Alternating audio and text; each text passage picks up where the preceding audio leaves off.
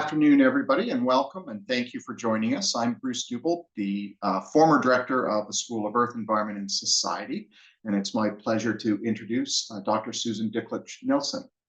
Susan is a professor of government in the Department of Government at Franklin and Marshall College. Dr. Dicklitch-Nelson has a PhD in political science from the University of Toronto, specializing in comparative politics of developing areas and international relations, with a regional expertise in sub-Saharan Africa.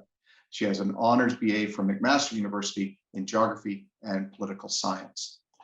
She is a professor of government in the Department of Government at Franklin and Marshall College, where she's been teaching since 1997.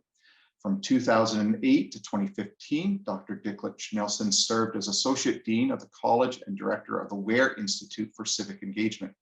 Her work focuses on the intersections between civic society, democracy, human rights, and LGBTQI plus human rights. Dr. Dicklitch-Nelson has considerable expertise in human rights, having founded the F&M Global Barometers, which is comprised of the F&M Global Barometer of Gay Rights, or GBGR, the F&M Global Barometer of Transgender Rights, GBTR, and the F&M Global Barometers Perception Index, or GBPI. Together, these barometers serve as a quantitative tool for tracking the degree of human rights protection for sexual and gender identity minorities worldwide. She is a strong advocate of civic engagement and has served as an expert witness on human rights country conditions, including sexual orientation, in Cameroon and Uganda in over 100 asylum cases in the U.S. Immigration Court. Please submit questions in the Q&A at any time, and we'll ask Susan your questions following her presentation. At this time, I'll pass it over to Susan. Welcome and thank you. Thanks so much, Bruce. We have an alarm system testing at Franklin and Marshall right now. No reason to get upset. It's just a test, but it's ironic that it would happen right in the middle of a webinar. So I am going to share my screens. Thank you so much for your kind introduction, Bruce. As a double honors geography and political science major, I'm happy to show how the two disciplines complement one another with the F&M Global Barometers, and to re-emphasize that studying geography is not simply about maps, as some people tend to think. I have to give you a content warning. This presentation will cover topics and show images related to homophobia, to transphobia, to violence, murder, rape, police brutality, and hate speech and crimes. So it can be a little disturbing. So throughout history, LGBTQ plus people have been arrested. They've been detained. They've been imprisoned. They've been blackmailed. And they've been killed simply for being who they are. The persecution of LGBTQ plus people has been justified throughout history under the cover of religion, morality, culture, national security, and science. But why should we care? We would argue we should care because LGBTQ plus people are some of the most vulnerable populations in the world. And in the same way, when a canary fell silent, alerting minors, for example, of unsafe conditions, when LGBTQ plus people are excluded, when they are attacked, when they are vilified or ignored by a society or regime, it signals that no human rights are safe. So then the question becomes, how can we actually measure how human rights protecting or persecuting regimes and societies actually are? And this is where the F&M Global Barometers comes in. So what is it that we do? We have three main research projects. The first is the F&M Global Barometers of Gay Rights. I'll just call it the Gay Rights Barometer. I acknowledging that when I refer to gay rights, I'm also referring to lesbian, gay, bisexual individuals. What the Gay Rights Barometer does, it measures the extent to which countries are human rights persecuting or protecting towards sexual minorities. And in the Gay Rights Barometer, we have 27 items and 5 dimensions, and I'll get into that a little bit more so you can see how we actually measure how human rights protecting or persecuting countries are towards LGBT people. Secondly, we have the Global Barometer of Transgender Rights, and that measures the same thing, the extent to which countries are human rights protecting or persecuting towards transgender people, and we have 17 items and 5 dimensions. We deliberately created 2 separate barometers, acknowledging that sexual orientation and gender identity are not the same thing, and trans people and LGBT people are not necessarily treated the same way legislatively or in terms of lived human rights reality. So we thought it was important to create 2 separate barometers. We have 10 years of data from 2011 to 2020 for 204 countries and territories for the GBGR and the GBTR. It's basically the most comprehensive database of the assessment of human rights protection of LGBTQ plus people globally. In addition to that, last year we created another barometer because, well, 2 wasn't enough, right? What we wanted to do was to show that there actually often is a difference between what happens legislatively or how a country or society is treating people and what the lived human rights reality for LGBTQ plus people are. So we created the Global Barometers LGBTQI plus Perception Index, and that is encompassing of LGBTQ plus people together. And basically what we want to do, and we'll talk a little bit more about that, is with the GBPI, we really get a sense of what the lived human rights reality is for LGBTQ plus people worldwide. So can you see that? There we go. All right. This is how we actually measure countries. So we have a scale of A to F. It's based on the American system rather than the Canadian system.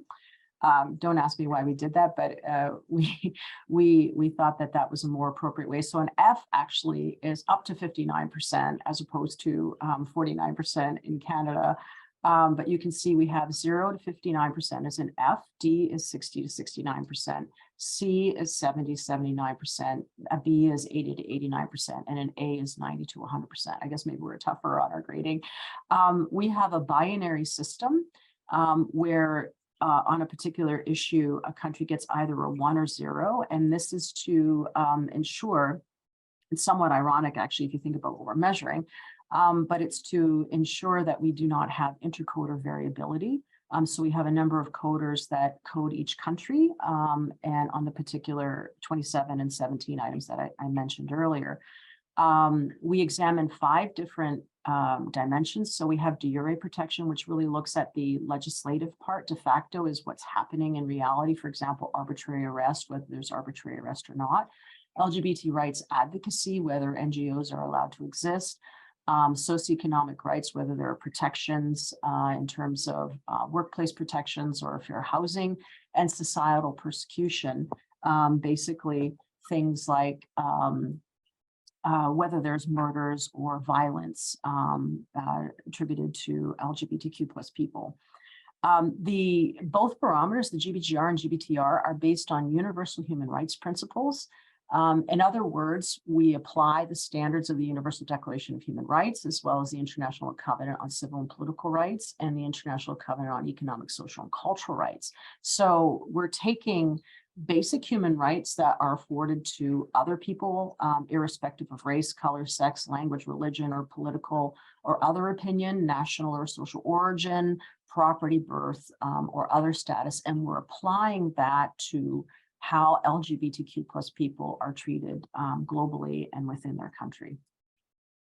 So this gives you the barometers. So this is a scorecard, so you can see how it's broken down by dimension. So on the left hand, you have the Global Barometer of Gay Rights scorecard, and on the right hand, you have the Global Barometer of Transgender rights scorecard. And you can see again, like whether there's a death penalty or a life sentence for sexual orientation, freedom from arbitrary arrest, whether, as I said, LGBT organizations are allowed to register, etc. And for trans rights, we look at things like whether there's criminalization of gender identity or expression, whether a country has legal recognition of gender identity, et cetera, et cetera. There are 5 items that are on both barometers, and that's with LGBT rights advocacy. And that's because it's very difficult beyond, for example, the United States, Canada, and Western Europe to disaggregate between organizations that are specifically LGBT as opposed to trans. Okay. So again, here is our grading system. So we have the 5 categories from persecuting, intolerant, resistant, tolerant, and protecting. So let's take a look at what these results look like. And this is where geography comes in, because we have a map. So this is based on the 2020 results. And you can, so this is explicitly for the Global Barometer of Gay Rights. It's color coded because geographers like colors as well. I go back to my roots there. You can see there's, even in North America, there's a distinction. Canada gets a blue, which is an A, whereas the United States gets a yellow, which is a C, which is considered resistant. So again, this is based on 2020 data. A lot has happened from since then, and numbers change.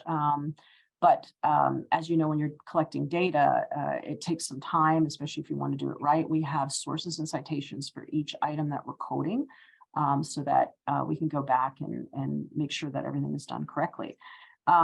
Austria, Denmark, Finland, Luxembourg, Malta, Sweden, and Uruguay are all tied for first place as some of the most rights protecting countries for sexual minorities in 2020, whereas Iran, Nigeria, Saudi Arabia, Somalia, and Yemen are all tied for last place.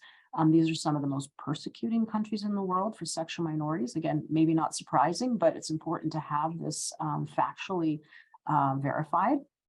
In 2020, 71 countries, based on our classification, still criminalize homosexuality, and only 34 countries allowed for same-sex marriage. Again, this has improved since 2023. So we have 64 countries that still criminalize in 2023. Singapore, St. Kitts and Nevis, Barbados, Antigua, and Barbuda have just recently decriminalized. And we have 37 countries that allow for same-sex marriage in 2023. And Slovenia, Andorra, Cuba, Mexico, Switzerland, and Chile, sorry, not China, far from it, most recently joined this list in the past 2 years. As you can see, most of the highest scoring countries are in Western Europe, Scandinavia, except for Uruguay in South America, which is one of the most protecting. It's that little, for the geographers, that little blue country there in a sea of green. And Canada, of course, in North America as well, is protecting. And most of the lowest scoring countries on the GBG are in the Middle East or Sub-Saharan Africa, unfortunately. This gives you a breakdown by category. So as I said, we have the 5 categories, and you can see that 62% of countries in the world are receiving a failing grade on the GBGR, so for gay rights. So we have seen improvement. I'll show you that in a second. From 2011 to 2020, as I said, we have 10 years of data. Only 12% of countries in the world, so this is 204 countries and territories that we're collecting data on, only 12% are considered protecting of LGBT rights. So here you can see the mean score trends by region since 2011. So on the left hand, 2011 to 2020.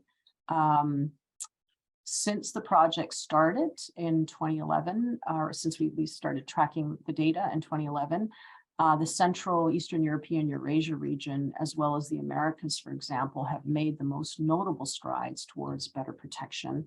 But you can see Western Europe overall trends the highest, and Sub-Saharan Africa and the Middle East trend the lowest. We also wanted to show you which countries had the greatest improvement from 2011 to 2020. So you can see, for example, North Cyprus improved by 55%, which is quite considerable. It went from an F category at 26%. Again, this is for gay rights, to 81%, which is B tolerant. Palau, for those of you who don't know where that is, Pacific Islands, 15% in 2011. 62% are a D in 2020, so still not great, but an improvement of 47%. Sao Tome, Nauru, and Belize also exhibiting some impressive changes, although still mostly in the F category or in the D category. We can also show you the countries with the greatest decline from 2011 to 2020. Nicaragua, a 12% decline from 56% to 44%. Equatorial Guinea, Malawi, and Russia, minus 11% decline, all in the F category. So from going from bad to worse, basically, in those particular situations. And then we can now look at the Global Barometer of Transgender Rights, another map.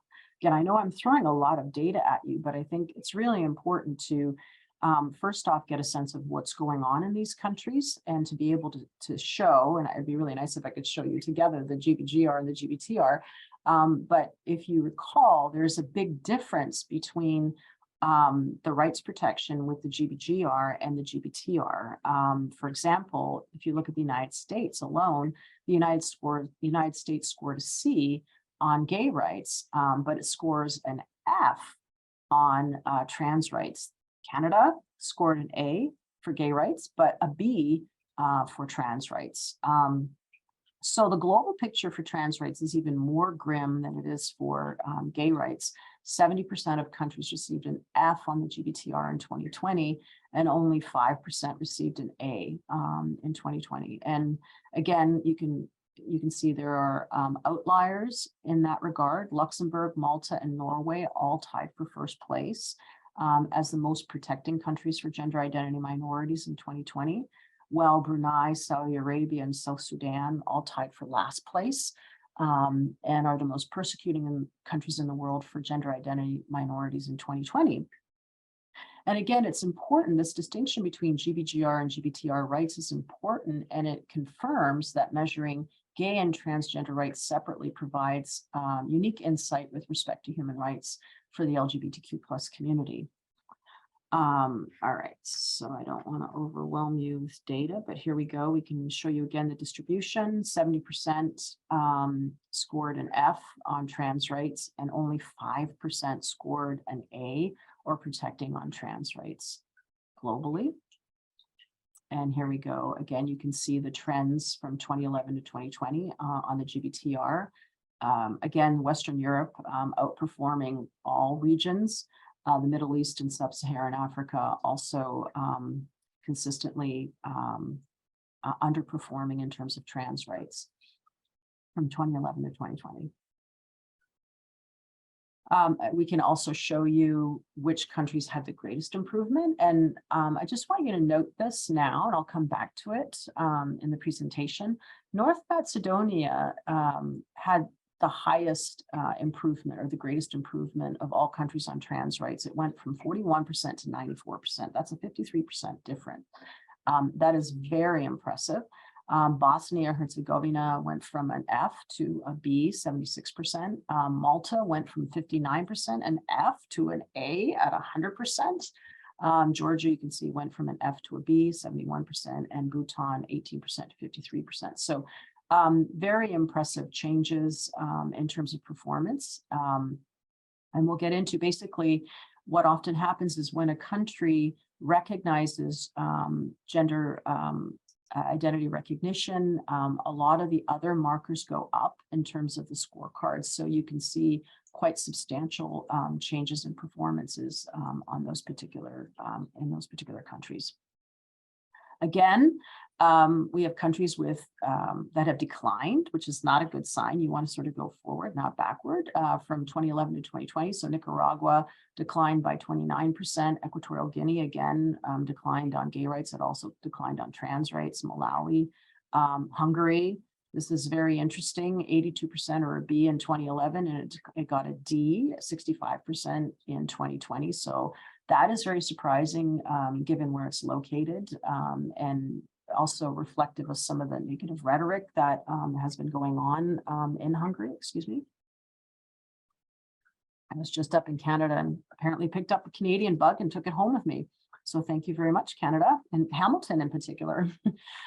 You can also see Paraguay has also declined in that regard. So I've just given you some insight in terms of what's happening legislatively. It's not just legislatively, because we do look at things more holistically with the GBGR and GBTR. But it doesn't tell us the full picture, does it? Because we can see that, for example, North Macedonia does really well in terms of laws, but does it do so well in terms of the lived human rights reality? So again, some countries look great on paper, but they don't necessarily perform that well in terms of the lived human rights reality. So this is where the F&M Global Barometers Perception Index, the GBPI, you can tell I'm a political scientist too, because we like our acronyms. The GBPI comes into play, and it really gives us a sense of what is going on in terms of the lived human rights reality. So let me walk you through how we were able to construct that and what was our methodology in creating the GBPI. So as you can see, it was a very basic survey that we launched in 2022. It was the summer of 2022, from June to September. And it focused specifically on the lived human rights reality. So we were targeting members of the LGBTQ+ community globally. It was a global survey that hit 204 countries. It was, as I said, deliberately short, because anyone who's taken a survey before knows that if you ask too many questions, people are not going to fill out the survey. And I'm also guilty of that. If it goes over 5 minutes, it's like, huh, what? You want to take how much of my time? So in consultation with our NGOs and grassroots advisors, we decided that we needed to focus on 6 key questions. And those questions focused on safety, on acceptance, on safety in public in terms of LGBTQI+ gatherings, in terms of police harassment, intimidation, or blackmail, violence, and discrimination.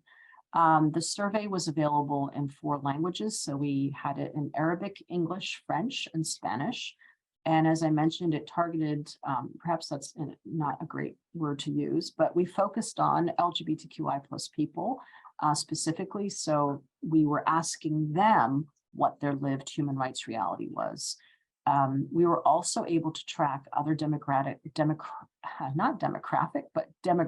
indicators, including things like age bracket, rural versus urban location, as well as identity. So we were able to disaggregate on response, whether the response was from a lesbian, from someone who identified as bisexual, as a gay male, cisgender, male or female, trans woman, trans man, intersex as well.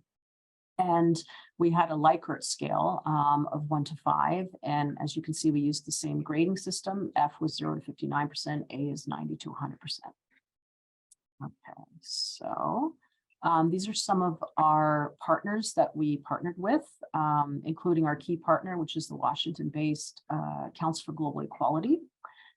We also relied on kind of unconventional, but again, you have to go where people are, because in many of the countries that we were trying to get responses from, there was still criminalization of homosexuality. There's also criminalization of gender identity. So we couldn't even use big survey firms like Ipsos, because they would be blacklisted from doing future surveys if they actually did a survey within those countries. So we reached out to different LGBTQI+ dating apps like Grindr for Equality, Her, which is more based on LBQ, Eden, which focused more on non-binary individuals, and we use social media. We partnered with academic institutions as well as TikTok. We made some videos even, Facebook, Instagram, what have you. Basically went to where people were to try and get as much response as we could. And response we did get. We were, to use a scientific term, blown away by the response that we got. We had over 167,000, actually it was 171,000, but once the data was cleaned, we had 167,000 responses worldwide. And some of the comments, in addition to just answering the 6 questions, we had open-ended comments that, as you can imagine, were absolutely heartbreaking. We would have comments from people in Afghanistan and Iran and Iraq and countries that you wouldn't expect, in Uganda, basically saying, thank you for asking these questions. No one has asked us these questions before. Thank you for caring and giving us a voice. And that's exactly what we wanted to do. We wanted to give members of the LGBTQ plus people a voice in letting us know what their lived human rights reality was.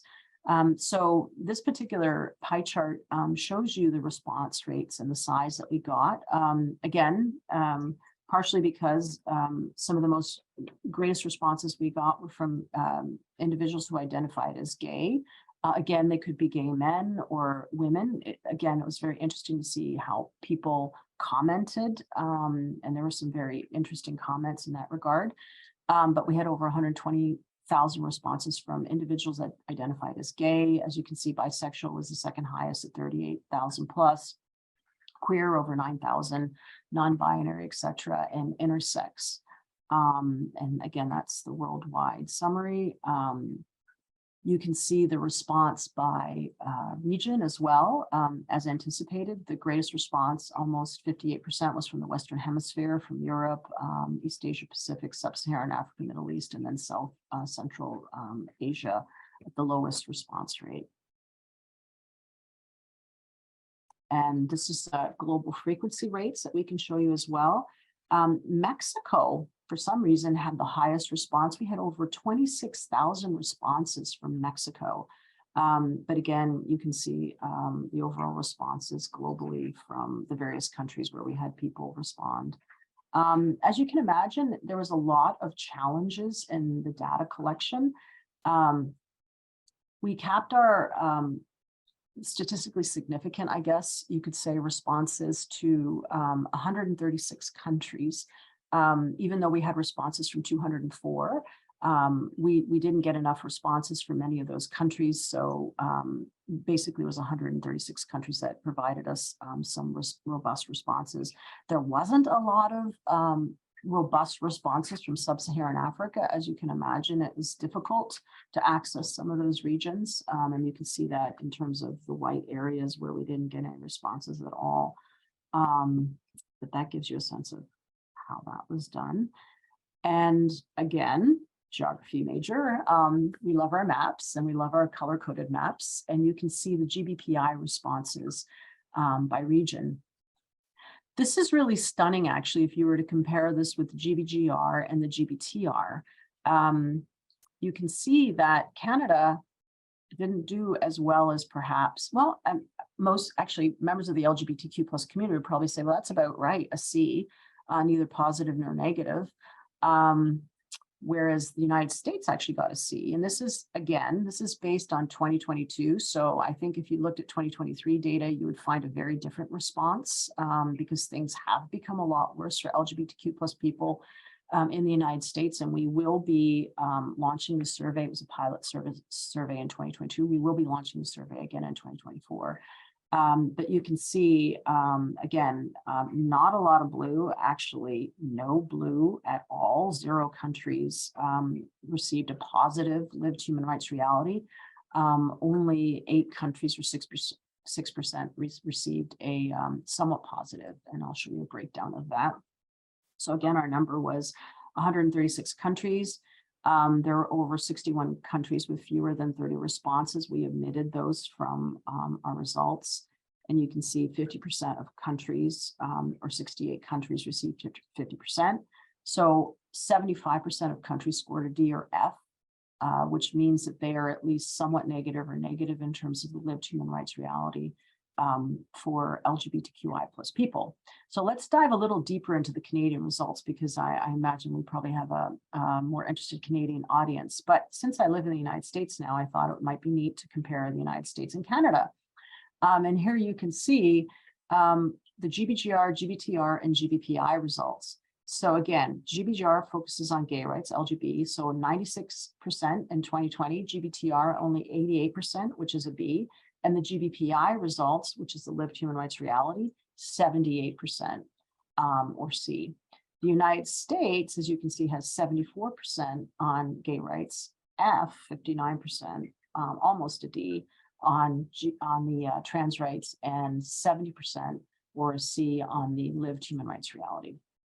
And we can, in the Q&A, talk about why we think there might be some reasons for the difference. I have my opinion, living in both countries, but also studying this. Yeah, there's a lot of reasons why Canada and the United States are very different in this regard. I also thought you might want to see the results specifically for Canada on the GBGR from 2011 to 2020. So it's pretty consistent in the A category, but there's some ups and downs, and the ups and downs usually are based on whether there is violence or murder. That's usually the indicator that will have a country go up or down in terms of its score. Although there have been arbitrary arrests and other things that have caused countries to increase or decrease their score.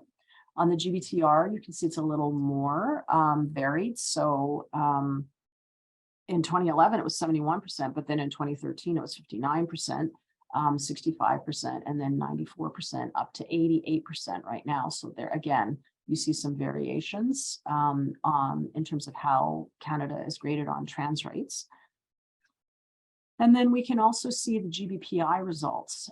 So this is by questions. So we can give you the overall score, which you saw was a C, but we could also break it down by the questions. And this again shows the power of the data. So in terms of the first question, which focused on safety, Canada scored at 83%. On the second question, which focused on acceptance, it scored a 76%. On the third question, fear of police, 78%, violence, 74%, safety and gathering, 83%, and discrimination, 77%. And our size, our N size was 2,108. We hope to get more responses in 2024. But as I said, this is the first time we did it, and we were still quite impressed by the responses that we got globally, at least. We can also disaggregate this by identity, as I said. Unfortunately, we didn't have enough intersex respondents in Canada to be statistically significant, so we can't show you those results. But for an individual who responded as gay, you see we had over 1,334 responses. And they gave Canada overall a B, or 80%, for lesbians, a C, 75%, individuals who identified as bisexual, C, trans man, a D, trans women, a C, queer, a C, 72%, and non-binary, 72% overall. And here are some of the questions, or I'm sorry, some of the comments that we received from people. We have a lot of them. So in my childhood and adolescence years, I was alienated, I was bullied and felt unsafe as an adult. And in this current time, I feel safe and like my gayness is not an issue. I do always feel like I have to be guarded, meaning I don't know if I will be accepted. And I am somewhat hesitant to say to strangers, obviously this is verbatim, but I never experienced outright discrimination. So that was an individual who identified as gay, lived in a city, and was aged between 36 and 55. Another comment from an individual who resided in Canada, was between the ages of 36 and 55, identified as queer, non-binary, and lived in the city. Talked about we need better trans healthcare, general practitioners feign ignorance, and force us to bottleneck on wait lists just for hormones. Surgery waits are also far too long. You can see, in addition, some of the issues that they were commenting on. We also noted that a lot of the comments from Canada mentioned that racial discrimination felt worse, especially from Middle Eastern immigrants. Also, lots of transphobic comments about the transgender community bringing down the LGBT community. And we can definitely see US exports to Canada in terms of that rhetoric. And similar comments to other places about how cities tend to be more accepting or progressive, or straight passing white queer people have an easier time in terms of being accepted and fitting in. So that's Canada. And then we also thought it would be helpful for you to see, and I'm almost done with all the stats, so you can ask your questions. But you can see the highest scoring GBPI countries and the lowest scoring GBPI countries. And again, this might not be surprising, but Iceland was the highest one. Again, it's only a B, so it's 86%, but it was the highest scoring country in all of the countries that we had responses from. Denmark, Finland, Norway, Taiwan, which is interesting, 82%, Luxembourg, 81%, New Zealand, Thailand as well, actually did better on lived human rights reality than it did on legislative reality. Czechia, Malta. Malta also is very interesting because it scores very high on the GBGR and GBTR, but on the perception index, it only gets a high C, but still it's a C, at least in the United States. And the Netherlands, a C, and Canada, a C. And then you can see, again, perhaps not surprising, given some of the other statistics that we've looked at, some of the lower scoring GBTI countries include Guinea, Uganda, Nigeria, a lot of them in sub-Saharan Africa and the Middle East, Cameroon, Togo, Maldives, for example. All right, and then, so what are my conclusions? And I'll hopefully stop talking and hear from some of your questions. The first observation that we can make is that trans rights trail gay rights. This is globally, and some countries, very few countries, trans rights are at least at this point in 2020 data, are better than gay rights. That sometimes has to do with religion, and we can talk about that in the Q&A. But overall, trans rights trail gay rights globally. Secondly, the lived and the legislative reality facing LGBTQ+ people are not the same. I think we showed that with the power of the GBPI versus the Gay Rights Barometer and the Trans Barometer, asking LGBTQI people specifically what their lived human rights reality is in terms of safety, fear, discrimination, and other factors. There is a disconnect between that. We also see that the majority of countries in the world are still persecuting of sexual and gender identity minorities, more than 50%, in fact, 70% for trans rights, 60+% for gay rights. We also have to acknowledge that progress is happening, but it's happening slowly, and it's marginal, and it's regionally skewed. We saw that through the trends from 2011 to 2020 in terms of Western Europe has tended to do much better than some of the other regions, and of course, sub-Saharan Africa and the Middle East trailing both on trans and gay rights. And then finally, from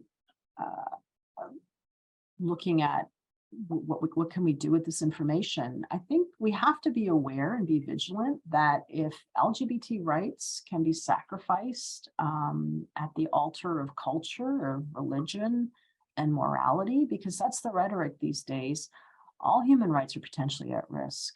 And so I think it's really important to make sure that we stay on top of that and recognize that sometimes the rhetoric is not about human rights. It's being talked about, and we can get in the Q&A about that, parental rights or other rights. But it's really about an erosion of human rights overall in terms of LGBTQI+ equality and human rights. And we just have to be very aware of that. And if you have any inquiries, questions, comments, you can scan. We have a website with all this information. It's www.fnmglobalbarometers.org.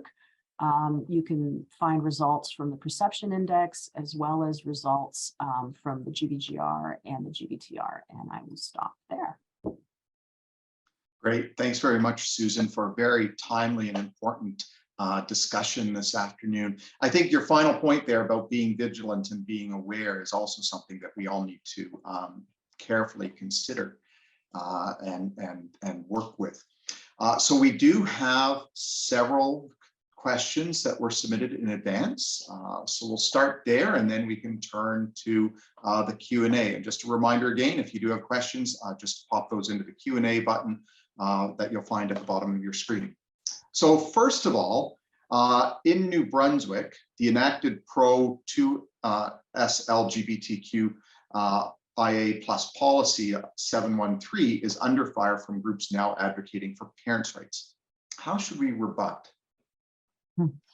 Yeah, that's a great question, and it gets to the rhetoric that I was talking about at the end. I think it's really important to think this through, and so one of the issues is should parents be informed if children want to use different pronouns than they were assigned at birth?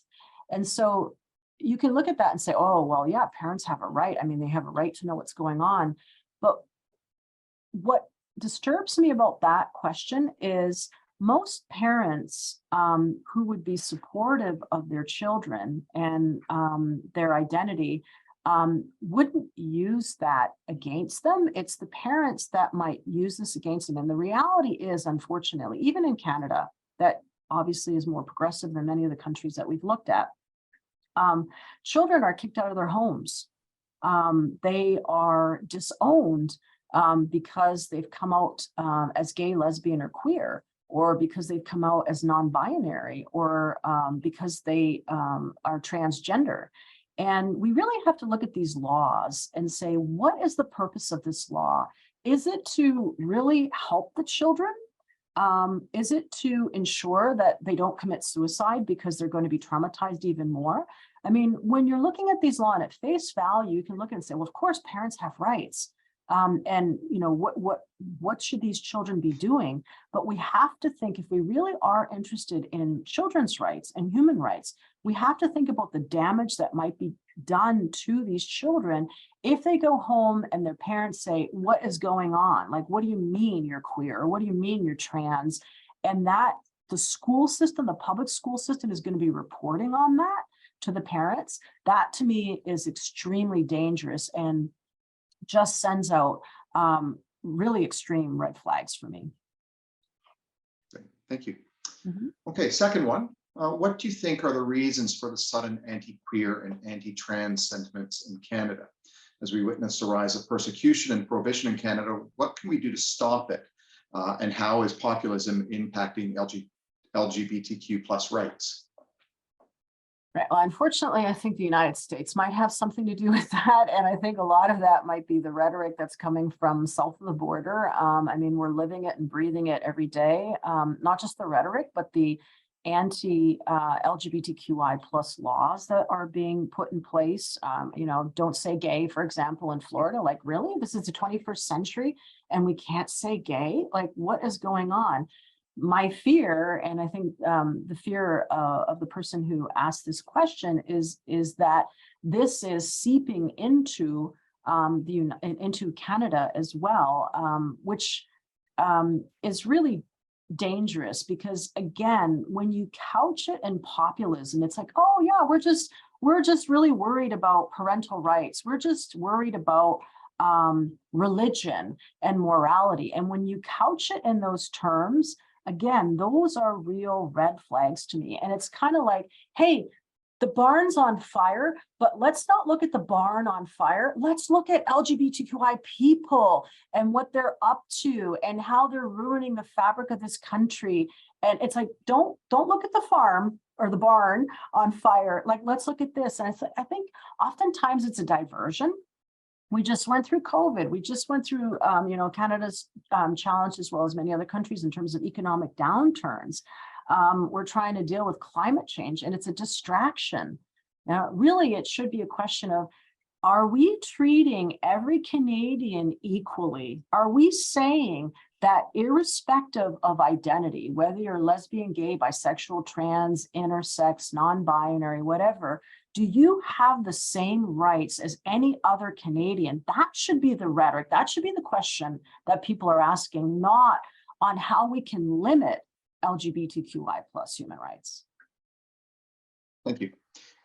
Can you share some examples or further examples of how the data you've collected have impacted the work on the ground by grassroots activists?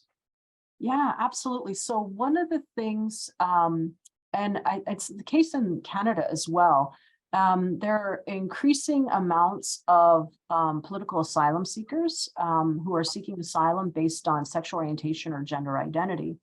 And unfortunately, it's become increasingly difficult for a lot of what we call SOGI claims, sexual orientation, gender identity, because there's this sense that, these people that are coming from these countries are not credible, that they're just using sexual orientation and gender identity as a cover to just come to Canada or the United States or elsewhere.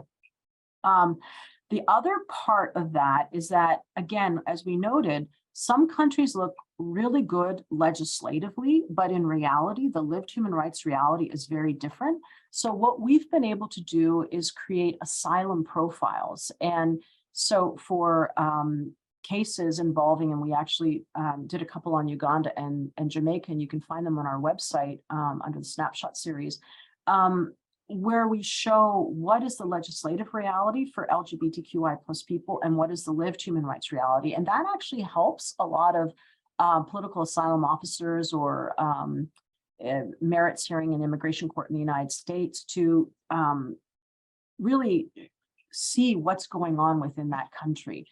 So that's one of the things that we've done. Obviously, we work with a number of different NGOs, as I said, Council for Global Equality, Interpride, other organizations. And this gives activists, our data gives activists basically the power to say to governments, hey, you're pretending to be LGBTQ plus inclusive or protective or whatever, but you're not really. I mean, cases like Uganda are much more clear cut. I mean, we know that Uganda has implemented one of the harshest LGBTQI plus laws in the globe, basically right now, or on the globe, in the globe. But there are other countries, like, for example, I mentioned North Macedonia. It looks great on paper, right? Especially in terms of trans rights, but its score in terms of GBPI is much lower. And we have to recognize that, and that helps us. That data helps us show the decision makers between sometimes life and death for someone who's claiming asylum, that this is what's really going on within this country. So what are some of the surprising finds within the data that you've collected? Are there findings, for example, in certain areas that didn't fit with what you expected? Yeah, I think, again, the United States is interesting. And I think it's really something that we're going to look at a little bit more, is maybe doing a comparative analysis between Canada and the United States, because most people would say, well, down here, at least in the United States, they call Canada the 51st state, which of course, I won't tell you how much that irritates me as a dual citizen. But you would look at that and say, well, Canada and the United States are the same. You think about a similar background in terms of Anglophone, and there was a revolution here, maybe not so much in Canada. But what's going on, that Canada is outpacing the United States. So that's one of the things I think that's interesting and surprising. Also disturbing is that Canada and the United States are close to the same in terms of perception index. So the laws might be better in Canada, but how LGBTQI people perceive their lived reality is very is similar. Again, that might change substantially with 2024 data. I think it's also interesting and surprising that Uruguay, a small South American country, is a leader on all grounds in terms of LGBTQ plus rights, in terms of trans rights, as well as in terms of gay rights. And Malta, which is predominantly a Catholic country, scores the highest when it comes to gay rights and trans rights. So those are all very interesting findings from the F&M Global Barometers. Great, thank you. And how should we interpret parental rights to attack LGBTQ2S plus rights in the context of Canada and the fight for equality? Well, I think that gets to what I was talking about with the first question. And I think we have to recognize it as rhetoric and where that's coming from.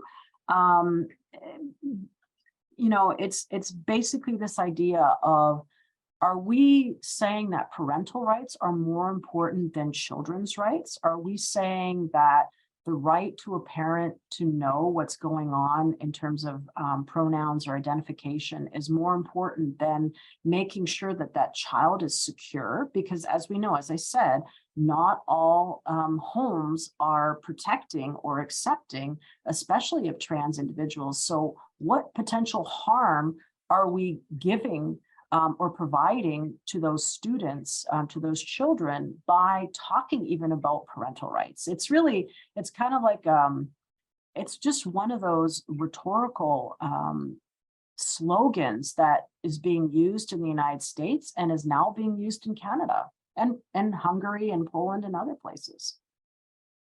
So you've mentioned social media and its power in some of your comments here, and there's a question in the chat. Is there a way of measuring the impact of social media postings on how the broader population perceives gay and trans people?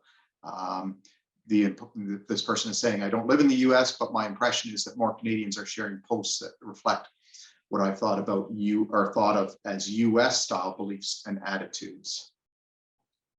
Yeah, I mean, there's no policing of social media. That's one of the problems, right? I mean, no one is saying this is true or this is false. And I think what we're seeing now is, again, the seeping through of US rhetoric. And believe me, it's a real engine down here where people spend a lot of time really trying to dehumanize and delegitimize LGBTQI plus people. And the best vehicle for that is the internet.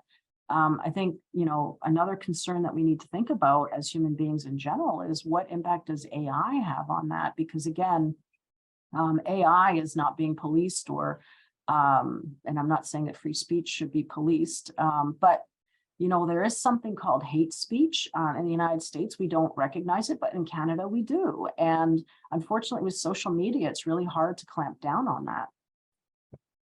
Right. Okay.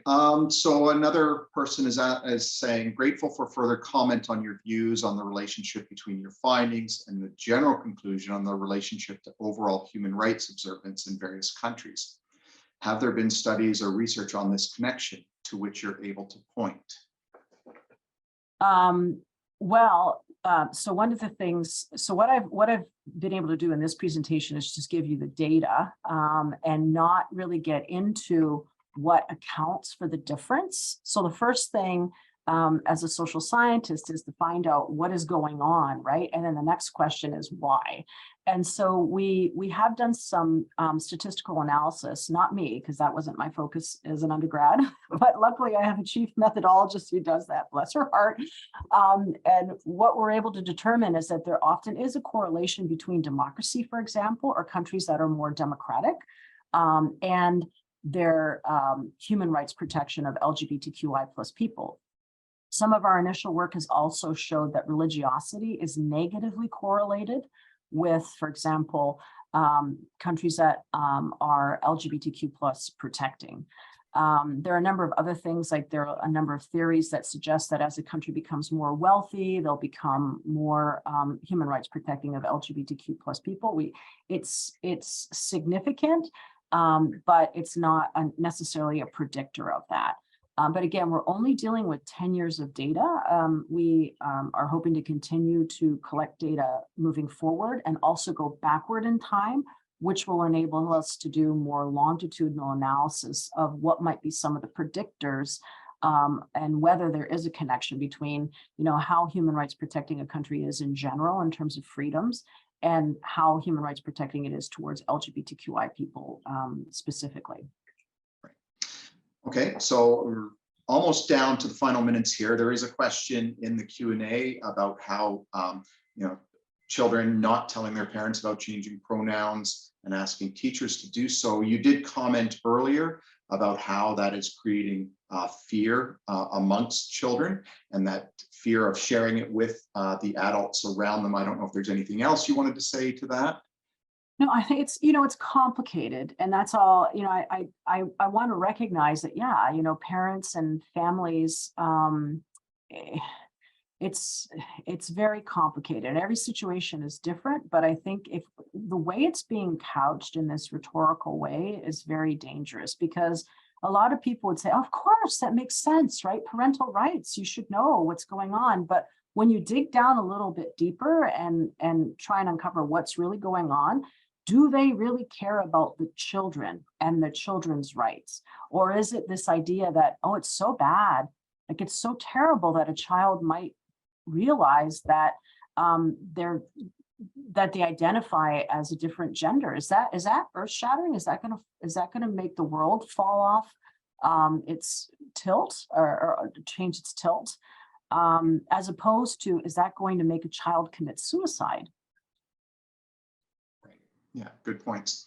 Okay, just very quickly, there's a question about the percentage of the population that's LGBTQI plus in Canada, Europe, US, and other regions, or if you can point to particular stats and where that can be found. Yeah, actually, the Williams Institute at UCLA has done some really great analysis, at least in the United States, on trying to determine LGBTQI plus populations. It gets really difficult when we're going outside of the Western Hemisphere, because again, it's so dangerous for people to identify openly with their sexual orientation or gender identity. So it's often we have the hidden numbers that we can't necessarily trace. We can guess, but some guess suggest like it's 10% of the population, and that it might be increasing. Again, I think when you see greater visibility, there's a greater openness to being able to come out, and that's really, really important in terms of mental health, as well as data collection and human rights protection. Okay, well, we're almost at 1 o'clock, so we should wrap there. Thank you very much, Susan, for joining us. Really interesting presentation this afternoon. Thank you again for that. Just a reminder to watch for a short pop-up survey in the browser when our webinar closes, and we appreciate your feedback for future joining. Thanks for joining us this afternoon. Take care, everybody. Bye now. Bye.